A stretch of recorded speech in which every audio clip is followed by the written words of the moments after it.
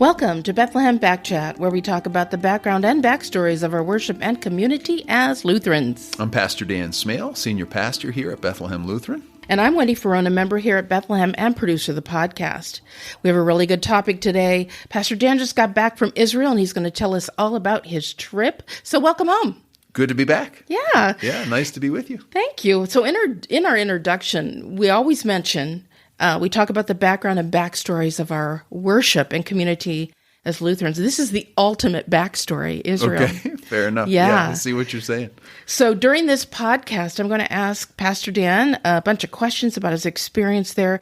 And not only that, how it applies to those who've never been there or never will go there. So I bet you are just busting with all kinds of cool stuff to share. We'll see. I hope it's worthwhile. Yeah. It will be, I'm sure. I'm sure your questions will get the conversation we'll going in the right direction. Good.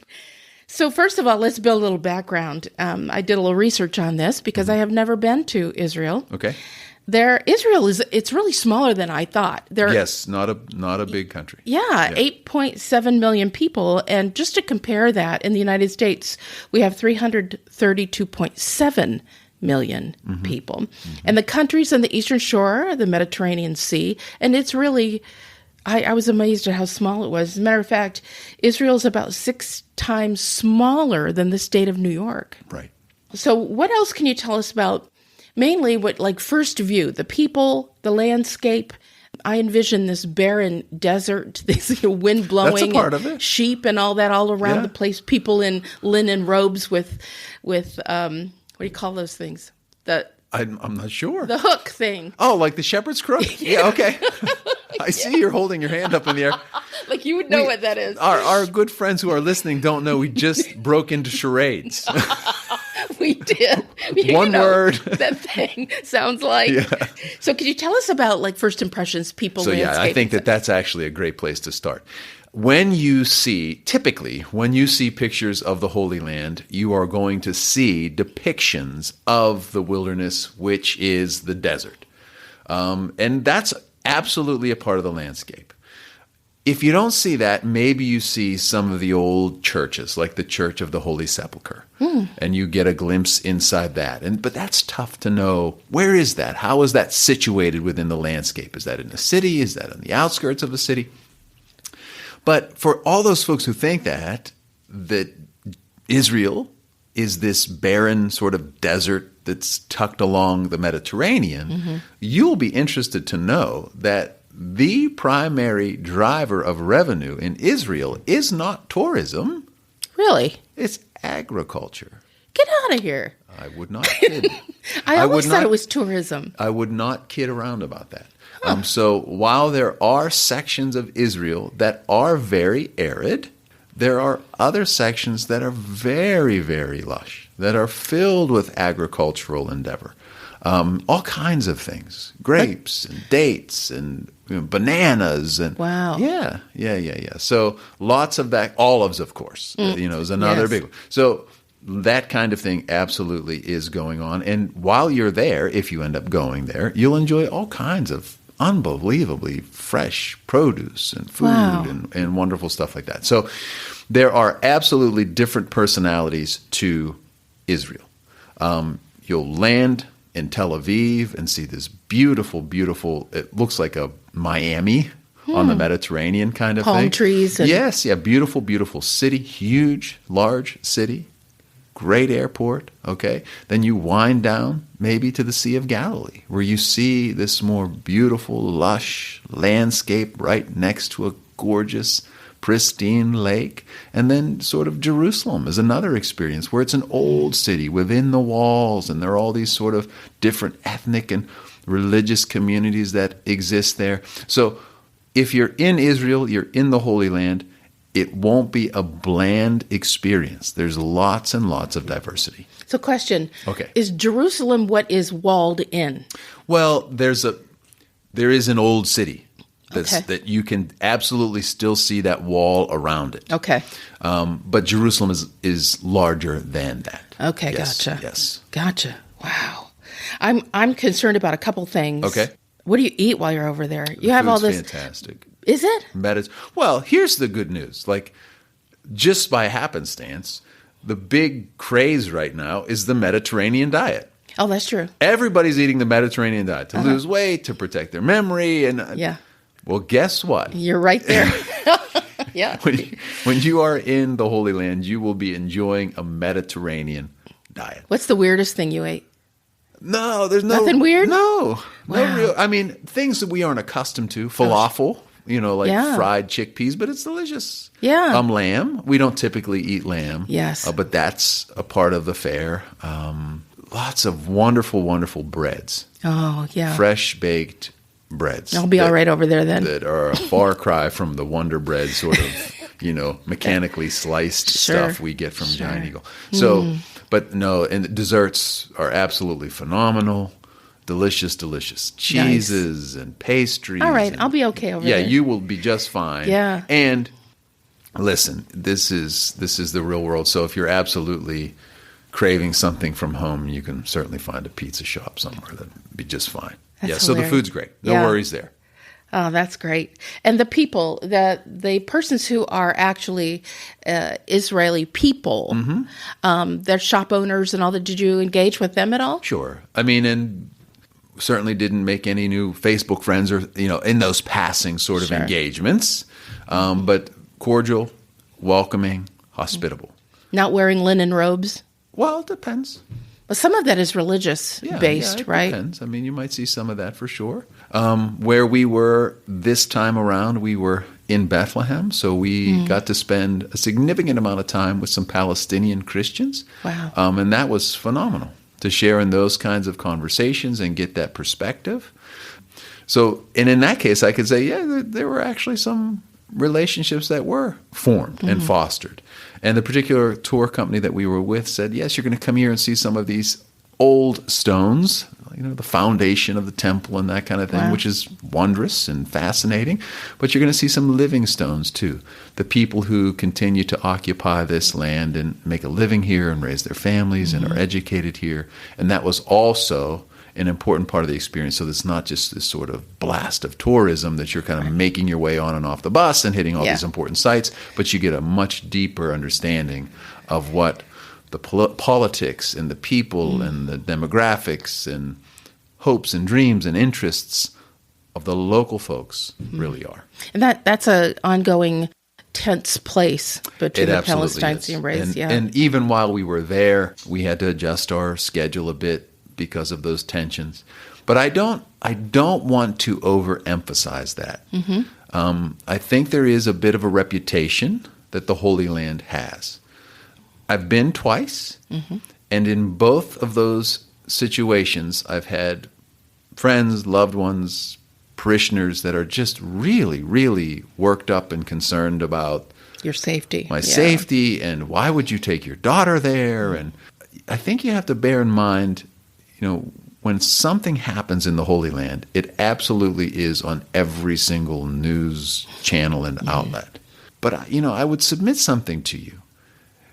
You're going to wake up tomorrow morning potentially. Now, this is being recorded in Pittsburgh, Pennsylvania, so I'm going to use some local language. But you could wake up tomorrow morning and hear about some violence or unrest that unfolded on the north side of Pittsburgh. And you'll shake your head and you'll talk about how terrible that is.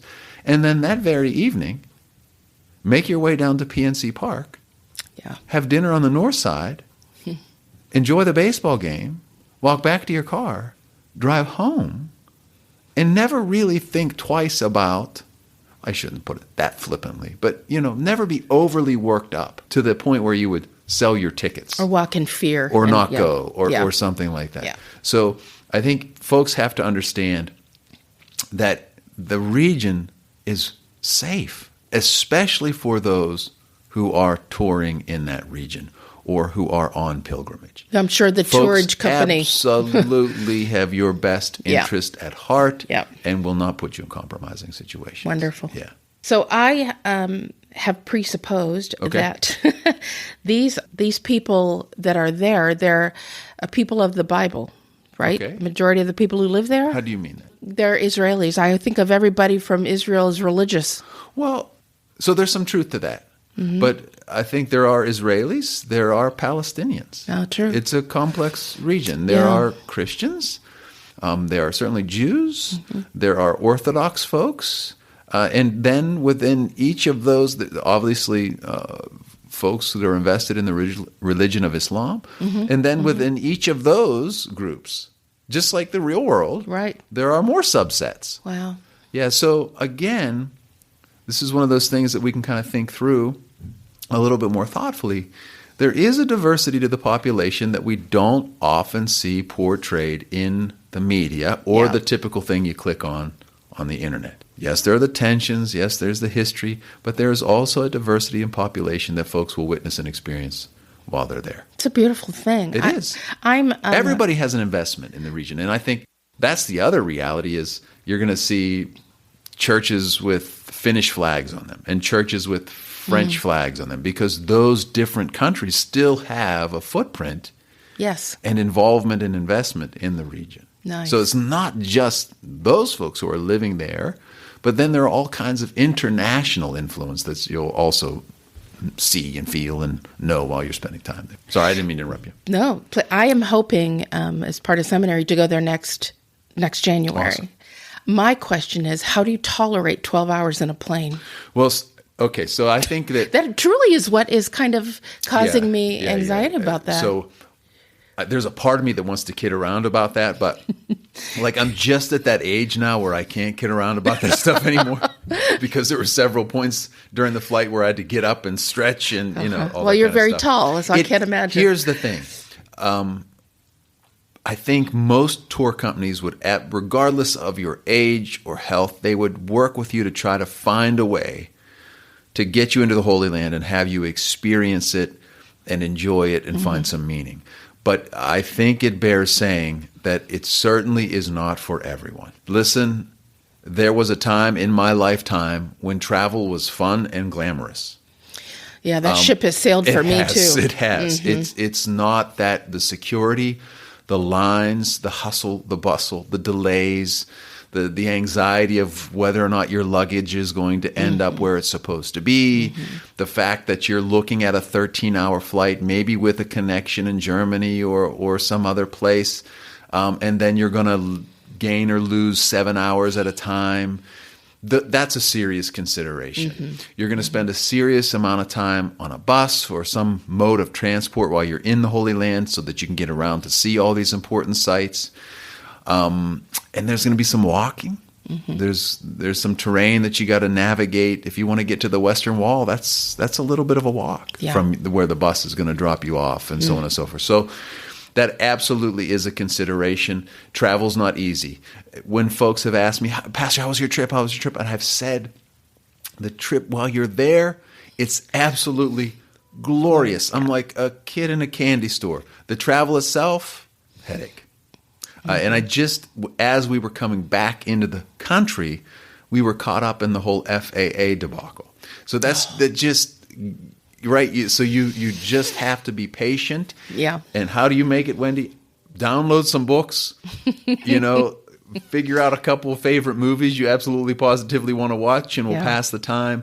And then just wrap your heart and your mind around the fact that somebody's going to be sitting behind you coughing and sneezing and snorting and sniffling. And it's the reality. It is. It is. And the food's not going to be great and the seats are smaller and smaller. But that's the sort of trade-off of... That's the pilgrimage. It is. Yeah. We're not sleeping in the streets anymore with our wool blankets. So there is an improvement. That's right. Back in the day when you were making your pilgrimage from Germany or France or whatever, it was much, much more difficult. So we just got to take a deep breath and accept that it's a long way away. It is, yeah. We're not going to the beach. It's not like we're headed to the Outer Banks. The Holy Land is a long way off. And it takes some doing to get there. And because Israel is a very secure country, it also takes some doing to get in and out of it. Don't mess around and try to sneak in your hairspray. Yeah. While you're standing in line at customs in Israel, that's not the time to kid around and joke with your friends.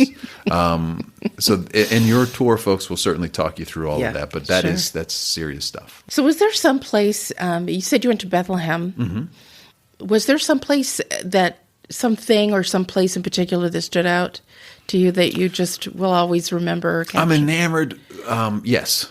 I mean, and this is like the impossible question. Let me admit. But, I understand. What's your favorite? Because the whole jelly region bean? is saturated with a sort of sacred spirituality that you can't help but feel. But both times that I've been to the Holy Land, I have to say that being in the region of the Galilee, it's amazing. And here's why. I think once you start getting into Jerusalem and you're coming down the Mount of Olives, it's very, very powerful.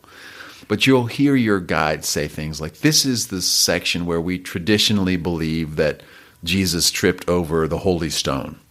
Now I'm being facetious, but you understand what I'm saying. However, as you stroll along the banks and the shores of the Galilee, and you see a first century synagogue that archaeologists have uncovered and substantiated, that's different. You realize, no, if you're a person of faith, these are the spaces through which your Savior, which we believe to be the Son of God, has walked along, called his disciples, taught in the synagogue. That's serious, serious stuff. And I've said this before, I'll say it again. You can go down Route 40 outside of Pittsburgh and stay in a hotel room and pay $300 because maybe George Washington stayed there. Yeah. And people do that, right? But we're talking about seeing a first century synagogue in which Jesus most likely sat. That is It is. crazy. And so if you start to wrap your mind around the fact that we believe that this one was truly human and truly divine, now you're breathing the air. Yes. And walking in the footsteps of this incarnation of the divine. And that it's difficult to overstate how powerful that really can be. Yes. Yeah. To get my head around this, not a movie set. No. This is real. It is real. And that the area of Capernaum, it's not as commercial as Jerusalem. It's much more quiet. They have spaces that are set aside where you can sort of sit and reflect, and so it's a different pace. Yeah. And both times I've been to the Holy Land, I have found time in that region to be very, very powerful. The Mount of Beatitudes.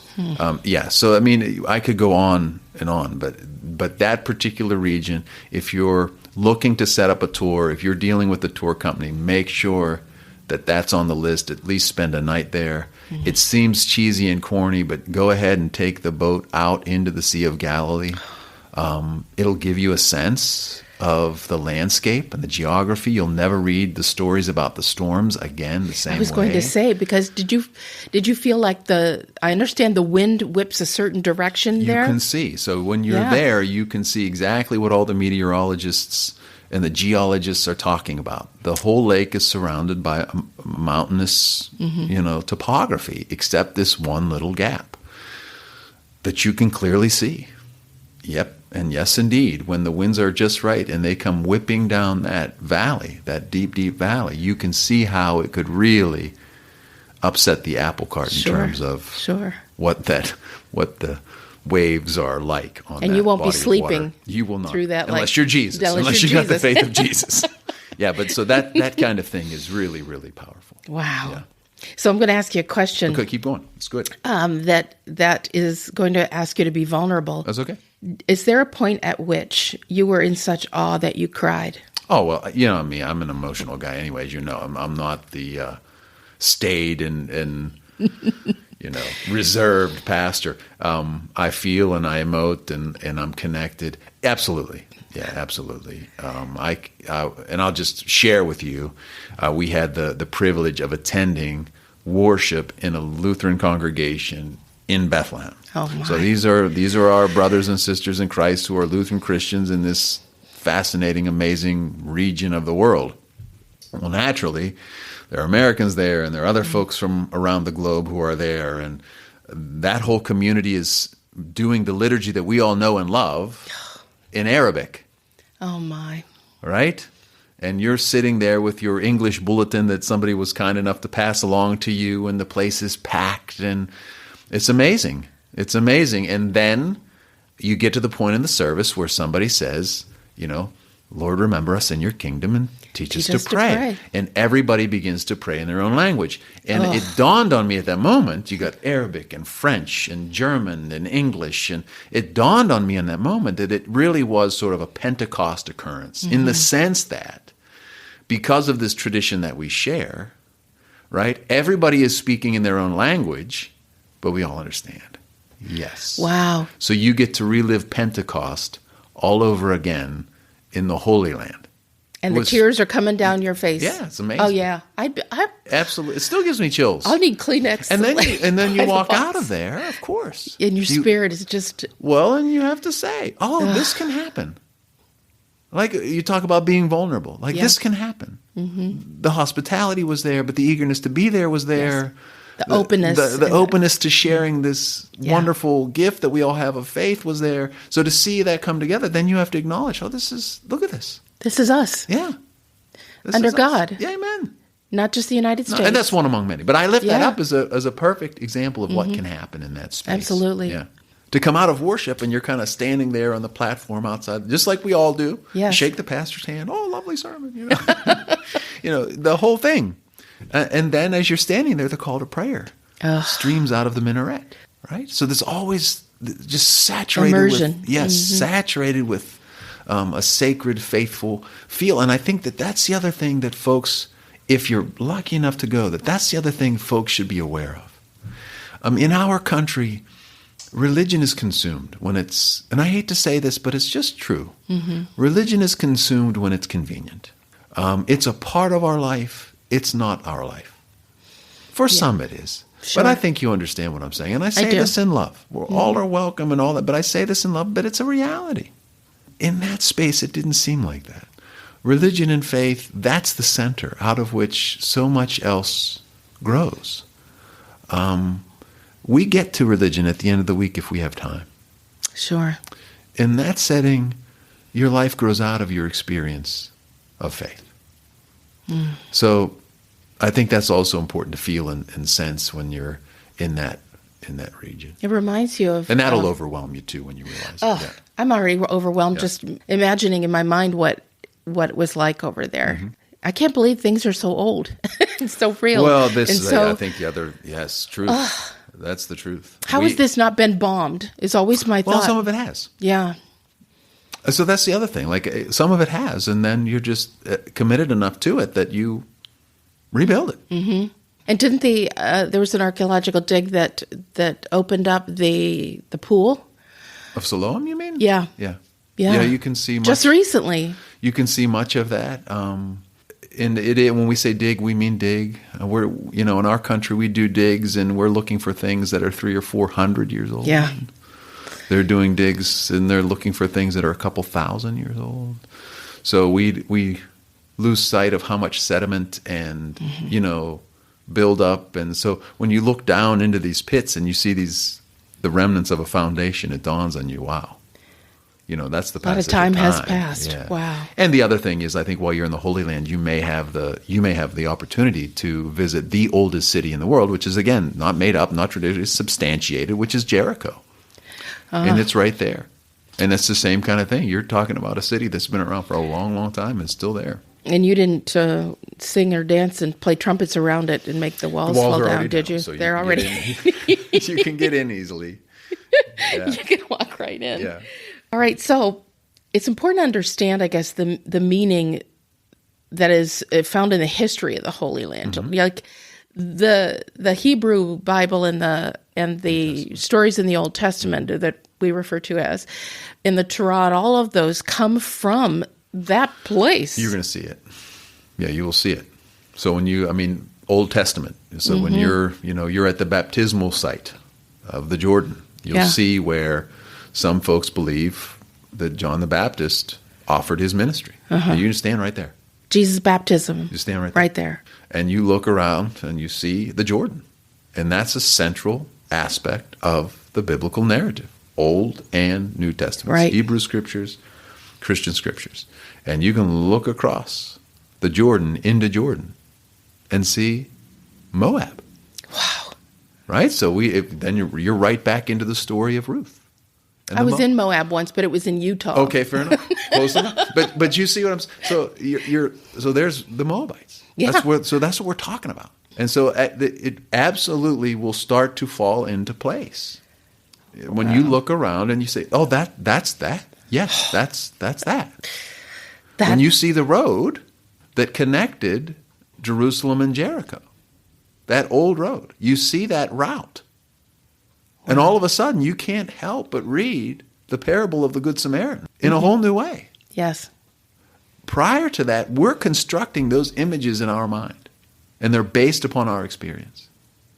When you're in the Holy Land and you get a sense of what that route was between Jerusalem and Jericho, now all of a sudden what we had made up to sort of fit the bill is replaced by a geographical reality that feeds your story and fuels your imagination and informs your faith. Yeah. So, this is what I would offer. I don't think everybody should go to the Holy Land. I mean, you don't have to. Mm-hmm. I don't think that that's essential. If it's in your heart, if you're inspired to do so, just like anything else, great.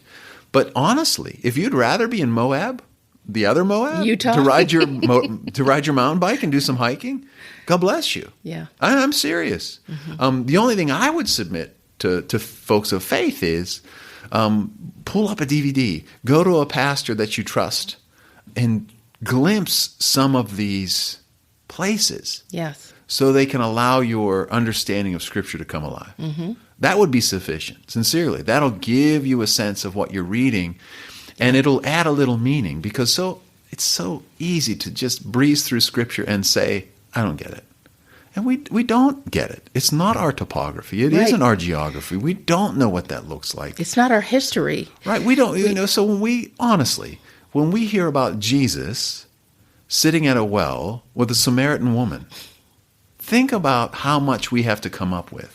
Oh, you have to understand caste systems and jeez. Right. And who has a well? And you may see the well that you have in your backyard that you know what I'm saying. Yeah. Yeah. It's decorative. Right. It's not even. It's got a little painted red and a nice little white roof and a bucket. You know what I mean. That's right. Yeah. To understand the history of the Old Testament, the Hebrew Scriptures, you have to think like a person who they were written to in that era, in that time. Yes. And like we were talking about caste systems and who was out and who was in, who's in charge and who isn't, and the ideas that surround all of that. It's and I think critical. the other value of being there, or at least having somebody describe it to you, you talked about this earlier, and you were wise to do so. You said, Pastor, it's just not that big of a place. Yeah. You're right. It's not.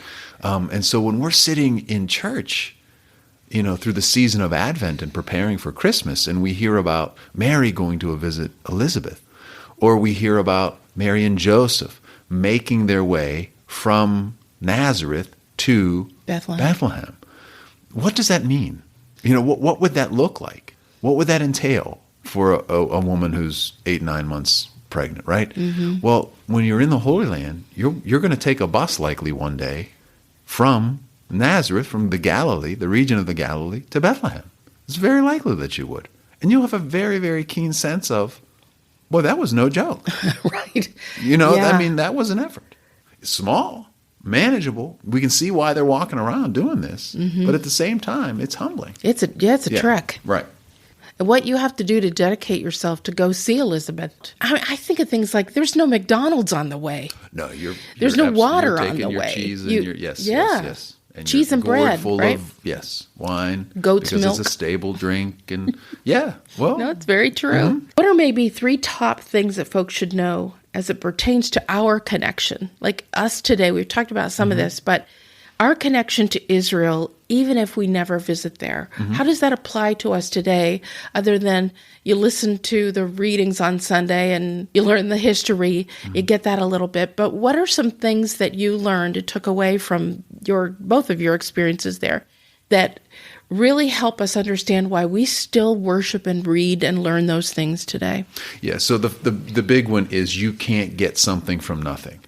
And I think sometimes pastors, like everybody else, fall into the trap of believing that this is our little church on our little corner, and this is the way we do things, and we don't change anything here because this is the way we've always done it, but our congregation is 85 years old. But you can't get something from nothing. We are rooted in a sacred tradition that has grown out of a particular and specific region of the world. That's Israel. That's the Holy Land. They don't call it the Holy Land for nothing. And bear in mind, friends, some folks call it the Promised Land. Right. Because for them it is the Promised Land. Most of us call it the Holy Land because it's holy. Set aside. It's been set aside. It is set apart as this wondrous space in which God decided to dwell.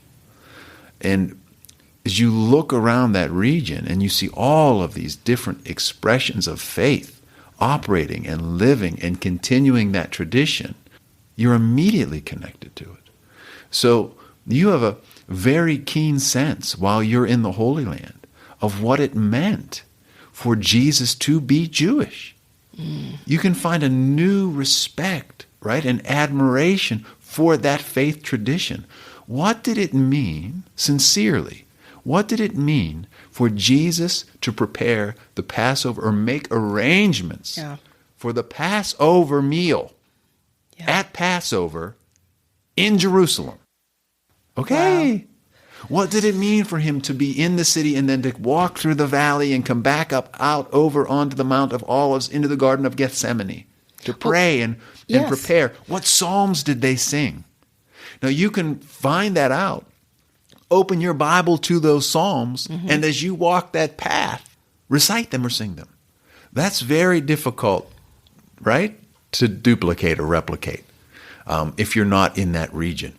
But knowing that all of that is taking shape and existed and was while Jesus was there, that matters. Yeah. And it informs who we are today, what we are up to on Good Friday, what we are up to at the Easter Vigil, as we remember all the way back from the earliest moments of Genesis through the glory of the resurrection. It all points to Jesus. You're gonna look around and absolutely see and know the things that inform that narrative.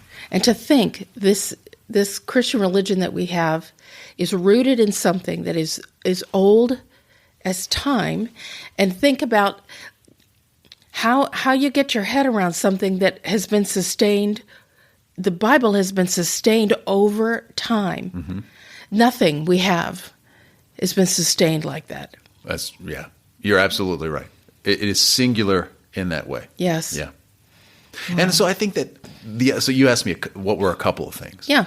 And the other reality is it's easy for us to sit in our comfortable space and have our own concerns and see the tension in that region and ask, what's the big deal? It's just a chunk of land.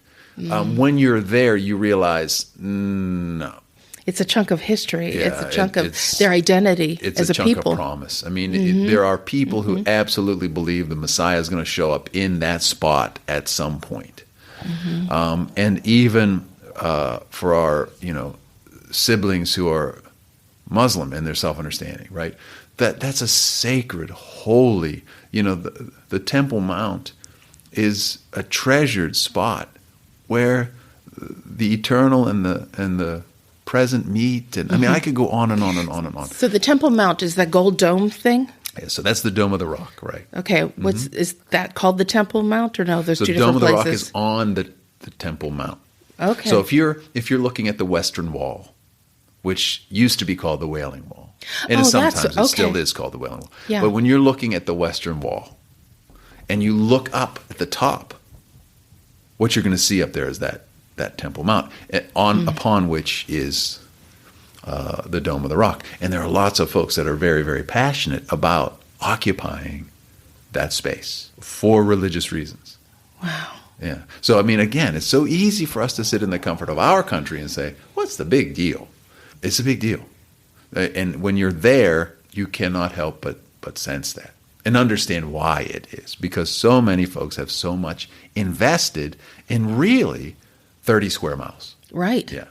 So was there a part at which you like you were mentioning, you're so emotional about you feel joy there, and you feel like presence there. And is there a time at which you felt sad there? Yeah, I mean, absolutely. I think that the struggle is real. I think I don't want to get political on the podcast, but we talked about the tensions that exist.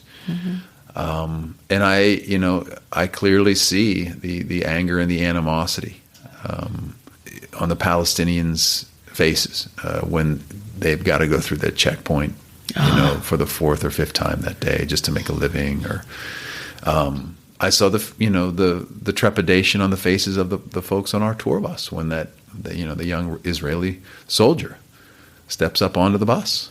And says, "Passports, please." Very cordial. I don't want to give you the wrong impression, but for many of us, that's a daunting kind of. We're not accustomed to those kinds of security measures. So those tensions, and again, not to take sides. It's not what I'm saying, because certainly the folks that are on the other side of that wall have concerns too, and say this is a justified reality, because of the violence that we've been facing and contending with. So sincerely, the fact that you have such tension and animosity in such a sacred and holy place, it absolutely gives you pause. Yeah. It will take the wind out of your sails at points. The architecture there too, I think what is interesting is we say that Jesus was a carpenter.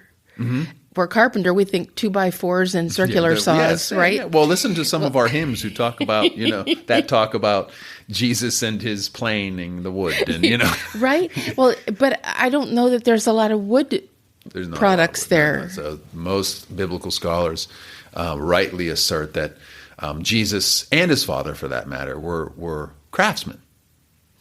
Like furniture makers kind of thing? So no colonial highbacks. More of what we would consider stonemasons. Oh, okay. So that's the kind of material they had to deal with, and that's what they did. If you were building over there, you were typically using stone. And you were shaping that stone, cutting that mortar stone. Now, interestingly enough, as history and archaeology have come together, we're pretty sure that Jesus was employed in a local town that was being built at the time called Sepphoris, commissioned by the Romans, and certainly one of their more important building projects. And Galilee, Nazareth, was close enough that most folks assume that Jesus and his father, if he really was a builder, a craftsman, was making that trip to Sepphoris. Yeah, and so, check that out, look it up. It's worth exploring. There's some information on that would pique your interest and give you some insight into what, we don't know for sure, what Jesus' childhood might, or earlier years might have been like. Cool thing is, if you were going back and forth, to Sepphoris, maybe you had to pass in and through such and such a region, and maybe you visited a couple tax collectors along the way, and maybe you ran into a couple fishermen that, yeah. Well, it's interesting you'd mention that, because the question that I wrote down was, we were talking about the distance, and you don't have a Segway or a scooter to get you where you need to go. Take your tools and you go. How far Jesus must have walked to be in contact with the apostles. Well, maybe not.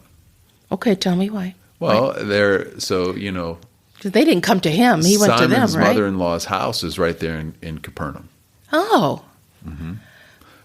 So if Jesus is from Nazareth and he's walking along the Sea of Galilee calling these disciples, that's not as far as Bethlehem or Jerusalem. Oh, gotcha. Yeah. See, I need a map. Well, sincerely, I'm not giving you a hard time, because all of us go through this. We're just throwing names around. Right. We're just throwing names around. And it doesn't, we know where Dallas is. We know where Buffalo is. Right. In the North American context. We know where Los Angeles is. But if you're reading some sacred text and you're just throwing out place names, that's not to say you know the geography. Well, some of those places aren't even in existence anymore. Correct. So those names have changed. Right. Yeah. Or in some cases, they were different at the time. So there would be like That's a true. Greco-Roman name for something and then a traditional name. And so, yeah, you go on and on. But certainly if you had a study Bible with some maps in the back. That's what those are there for. That's what they would help you. They would help you a little bit. Well, I'm not going to give anybody a hard time because when we're reading, we finally get ourselves to the place where we're going to sit down and finally read the Bible. The last thing we want to do is be flipping to the back all the time and try to find what we're talking about. So there's just one more barrier of entry. There you go. Yeah. There you go. Well, I know that there are, Adam Hamilton has a good one. I think we watched that. Yes. There are lots of good options out there, for sure. A tour of Israel. There's a lot of them out there. And so I will connect links. I'll put them in the show notes and people can, like National Geographic, there's all kinds of quality places that walk around Israel and help you see and explain what those things are all about. I thank you so much for sharing your trip with us. I could talk all day, so I'm grateful for the opportunity to say some words and sharing this time with you. Pretty amazing. One thing I think we are celebrating, it's our 5-year anniversary creating the podcast. Is that like foil or what is it? I don't know, paper clips. Paper clips? Yeah, but 5, and we have 50 episodes and 10,400 listeners. That's awesome. So for those who would like others to have access to this, you can share it with your friends. And if you hit like and subscribe, that opens up the algorithms so that when people search, they can find our podcasts more easily. And as we close this one, the idea of understanding not just the Holy Land, but the Holy Book that was written that documents and talks about those things. Region, I used to say I'm a New Testament gal because it makes more sense to me, right? But you can't really be a New Testament person unless you understand from where you came. And so if all things point to Jesus, you got to start where the story starts. Look back and Yeah. Read some of those road signs. That's right. Pointing in the right direction. That's right. And it's a good way to get us started is listening about Israel and your trip. So awesome. Thank you so much. Thank you very much. I appreciate it. Yeah. Have a wonderful day. Please check out the website. Join us for worship. All kinds of Christian education opportunities that are unfolding in our life together. Look forward to being with you. Thank you. God bless. God bless you.